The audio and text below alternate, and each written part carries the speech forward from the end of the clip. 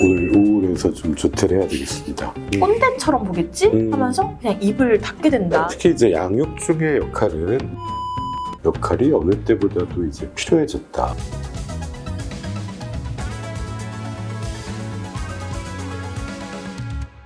Z세대가 직면한 현 상황, 어떻게 하면 다각적인 각도에서 이 상황을 우리가 조금 더 슬기롭게 잘 헤쳐나갈 수 있을까 이 얘기를 나눠보고 싶은데요. 저희가 지금 다각적인 각도로 보자라고 했는데 사실은 가장 중요한 건 아무리 봐도 가족의 역할이 중요하지 않을까 이런 생각이 드는데요. 요즘엔 특히 좀 개인주의가 강해지면서 스스로 해결해야 된다 이런 생각도 있는 것 같아요. 이런 부분에 대해서 좀 어떻게 보고 계시나요? 가족의 구성원 숫자도 줄었고 또 가족 세대 간의 세대의 차이가 너무너무 크죠. 그래서 특히 이제 양육중의 역할은 이 스마트폰의 폐해를 최소화하면서 때로는 넘어졌다가 다시 일어날 때까지 잡아주기 전에 기다려주는 역할이 어느 때보다도 이제 필요해졌다. Z세대 부모님들은 아니 우리는 그 고생을 했는데 어떻게 이런 걸 가지고 저럴까라고 생각하시는데 사실은 통역사가 필요한 경우가 가족 중에 굉장히 많습니다. 이게 이때는 너무너무 아픈데 그 아픔을 있는 그대로 인정해주지 못하는 경우가 반복되면 어차피 얘기해봐야 내 얘기를 들어주지 않을 거야. 이제 더 고립되게 될 수밖에 없기 때문에 이 세대 간의 갭을 인정하고 그들의 말을 기성세대가 좀 더 적극적으로 들어볼 필요가 있다. 불이 뜨거운 거를 만져보면 아는데 너무 오래 만지면 다치고 여기서 이제 부모와의 거리 조절이 필요한 거죠. 너무 멀리 있으면 다치기가 쉽고 너무 가까이서 부모가 막으면은 이제 한 번도 직접 경험을 못 해볼 수가 있으니까 결국 이제 최소한의 안전은 주면서 가능한 자율성을 최대한 느낄 수 있는 방향이 가족의 역할로 중요한 시기가 된 것 같습니다. 기존의 이제 기성세대는 자율적으로 자기가 뭘 찾아서 하는데 익숙했습니다. 근데 지금은 어떻습니까? 이 스마트폰 세대에 그걸 기대하기는 어렵죠. 그래서 사회적인 상호작용의 범위가 전보다는 줄어들 수밖에 없고요. 매뉴얼로 구체적으로 조여줘야 되는 겁니다. 다각적인 접근이 필요할 텐데 국가적인 차원에서 좀 얘기해보면 좋을 것 같아요. 첫 번째로는요. 우리 대만에서 재작년에 도입한 되게 재밌는 제도였는데 정신건강 휴가입니다. 정신건강 휴가요? 네, 미국에서 조퇴를 하는 사유의 1위가 우울증, 2위가 스트레스라는 통계가 있거든요. 진짜요? 네. 그게 말이 된다고 생각하십니까? 우리나라에서는 되게 상상하기 힘든 상상이 안 되죠. 휴가 사유인 것 같아요. 그렇죠. 그래서 제가 우리 병원장님이 있을 때 우울증 강의에다가 물어봤었거든요. 오늘 우울해서 좀 조퇴를 해야 되겠습니다. 그때 원장님이 가서 쉬라고 대신 영원히 쉬게 해주겠다 이렇게 농담을 하셔가지고 이제 사람들이 웃겼는데 우리나라에서 이 얘기를 직장 상사한테 하기 쉽지 않겠죠. 이게 미국에서는 일단 법으로 학교에서는 거의 다 합니다. 이게 뭐냐면은 내가 우울하다는 얘기를 제도적으로 보장해 주는 거죠. 이거를 대만에서 재작년에 처음 대학에 도입했고요. 그다음에 고등학교 대상으로 이제 시범 사업을 하고 있다는 거거든요. 많이 우울해서 좀 쉬어야 될 것 같습니다. 라는 말을 미리 하는 게 오히려 그렇게 해도 된다라는 신호를 우리가 주는 거죠. 또 그렇게 하면 알아차릴 수가 있으니까. 그렇죠. 또 이제 중요한 제도 중에 하나가 동료 상담가라는 거예요.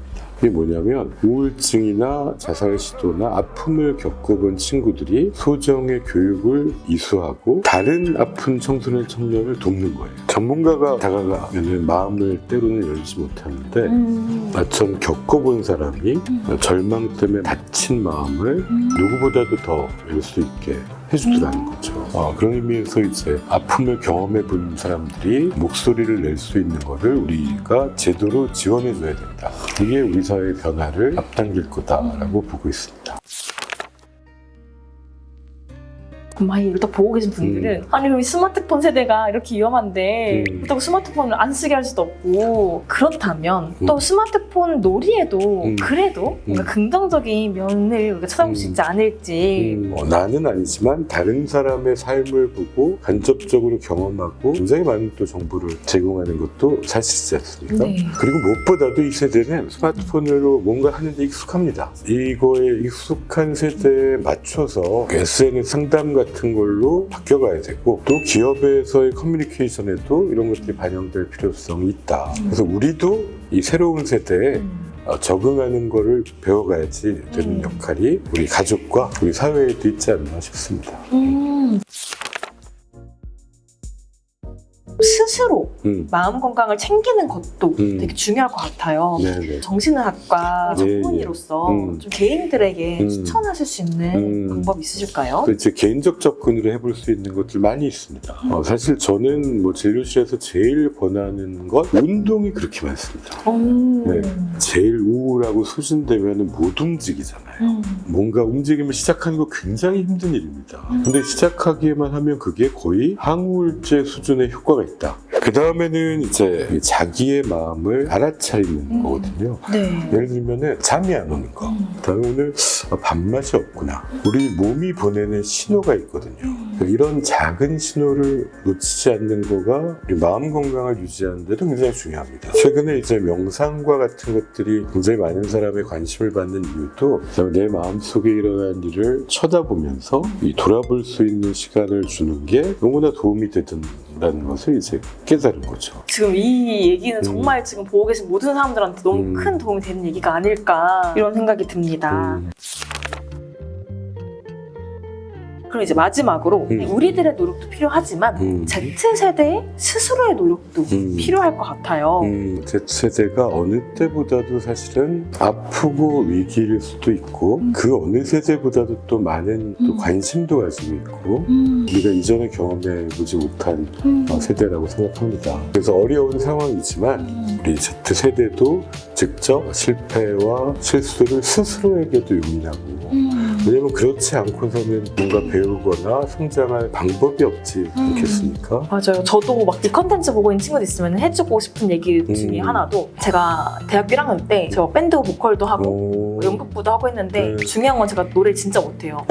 근데 너무 해보고 싶었어요. 그 무대 위에 서보고 싶었어요. 근데 저는 밴드 보컬을 하고서 밴드부의 꿈을 버릴 수 있었어요. 해보니까 이건 내가 나랑 안 맞구나. 이걸 내가 경험을 해봤으니까 아는 그렇죠. 거고 사실 그 경험이 뭐 돈 드는 거 아니고 이게 실패한다고 해서 저한테 손가락질할 사람이 있는 것도 아니니까 믿져야 본전이다 이런 마음으로 내가 뭘 원하는지 아는 거는 정말 성장에 제일 중요한데 제가 뭘 좋아하는지 전혀 모르겠어요. 근데 사실은 저는 그 어느 것에도 상처받고 싶지 않아요 라고 얘기하는 거거든요. 아프니까 청춘이다 이런 말을 지금 세대가 제일 싫어하는 말 중에 하나지만 근데 때로는 아픈 과정을 통해 가지고 또 우리가 정말 원했던 게 뭔지를 또 경험할 수 있다는 점에서는 Z세대는 좀 더 도전해 볼 가치가 있다. 사실 이 세대야말로 디지털 환경에서 자란 첫 세대고 결국 그 문제를 안고 성장했지만 그 해결할 주체도 그 세대가 아닌가 생각합니다. 그래서 뭐 여러 사람들이 걱정이 많고 고민도 하지만 이 문제를 또 멋지게 해결해 나가는 것은 지금의 젊은 Z세대의 몫이고 어떻게 하면 더 돕고 지원해서 잘할 수 있는 기반을 만들까 이것만 생각하면 되지 않을까 싶습니다. 교수님, 이건 제가 그냥 대표로서 가지고 있는 숙제인데요. 새로운 신입 직원들한테 피드백을 주는데 그 피드백으로 받아들이지 않고 좀 공격으로 받아들이면서 그냥 서로의 좀 소통이 계속 단절되고 점점 내가 이 친구를 알려줘야 되는 역할인데 또 내가 이 얘기를 하면 필요한 얘기인데 꼰대처럼 보겠지? 하면서 그냥 입을 닫게 된다. 그럼 서로 그러니까 이런 악순환이 되는 게 아닐까 그런 얘기를 좀 나눴었어요. 저도 많이 기업에서 컨설팅하면서 자주 듣는 얘기인데 이게 그 양쪽 극단이 있습니다. 한쪽 극단은 과잉보호와 과도한 자기애 때문에 너무 사소한 거에 상처받는 Z세대가 있는 건 한편 사실입니다. 근데 다른 한편에는 겉으로 보기에는 어쩜 저렇게 말이 안 통할까인데 사실은 굉장히 아픈 사람일 수도 있습니다. 그런 경우가 근데 사실 훨씬 많거든요. 여러 가지 이유로 되게 좌절하고 마음이 아픈 거예요. 그럼 직장에 나와서 겉으로는 괜찮은 척을 하지만 뭔가 이제 말을 걸고 상사가 커뮤니케이션 하려고 그럴 때 반응도 없고 그러면은 직장 상사 입장에서 어떻겠습니까? 화가 나는 거죠. 그쵸. 그럼 이건 문제를 악화시키지 전혀 도움이 되지 않지 않겠습니까? 내가 직장 상사인데 어쩜 저렇게 말이 안 통할까라는 느낌이 드신다면 생각보다 많이 힘든 게 아닐까? 이걸 첫 번째로 생각해 보실 수 있습니다. 그 친구가 이걸로 사람을 여러 명 살리시는 분들을 봤습니다. 우리 직장에 많이 필요한 게 네. 소통이 되지 않는다는 뒤에 우리가 아픈 직원을 놓치고 있는 경우 굉장히 많을 수 있다. 이런 것을 먼저 생각한다면 해결책을 찾을 수도 있다. 이렇게 생각합니다. 새로운 세대와 함께 조직을 경영하는 거는 우리 대표님뿐만이 아니라 지금 굉장히 많은 우리 분야의 사람들이 함께하는 고민인 것 같습니다. 그래서 그 경험에 이제 하면서 똑같이 저희도 대표님도 실패를 좀 두려워하지는 않아야 될 것 같습니다. 완전히 새롭게 경험하는 거기 때문에 이때 내가 해야 될 역할은 어떤 건지 실패를 때로는 용인하고 새로운 방식을 찾아나가야 되는 시기다. 근데 이전의 방식만으로는 더 이상 작동하지 않는 거를 우리도 받아들여야 되겠죠.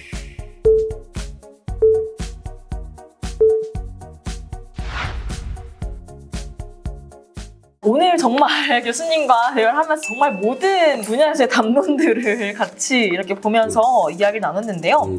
Z세대가 직면한 현상과 현재의 문제가 Z세대만의 문제가 아니라 어떻게 보면은 시대적인 배경과 사회적인 구조에서 비롯된 현상이다라는 걸 저희 같이 알 수 있었어요. 정말 Z세대 스스로도 노력할 필요가 있지만 어른으로서 그들을 지지하고 좀 기다려주는 것도 굉장히 중요하겠다 이런 생각이 많이 들었습니다. 그리고 Z세대 분들도 아주 작은 도전이라도 좀 해보면서 성취의 경험을 해봤으면 좋겠어요. 또 그 과정 속에서 당연히 좀 뭔가 공허하거나 불안하거나 이런 마음이 드는 건 당연한 거니까 그런 자신도 같이 좀 용인해 줄 수 있는 그런 마음을 같이 가져봤으면 좋겠습니다.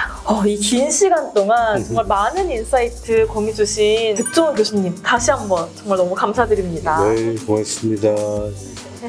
오늘 정말 1인칭 수점 첫 이야기 이 컨텐츠를 보고 앞으로 우리 채널에서 어떤 이야기들 같이 다뤄주시면 좋겠는지 댓글로 남겨주시면 정말 감사하겠습니다. 소중한 코멘트들, 의견들 남겨주신 분들에게는 제 책을 선물로 드리도록 하겠습니다. 정말 저희 교수님 이렇게 긴 시간 함께 해주셔서 정말 감사합니다. 네, 고맙습니다. 네.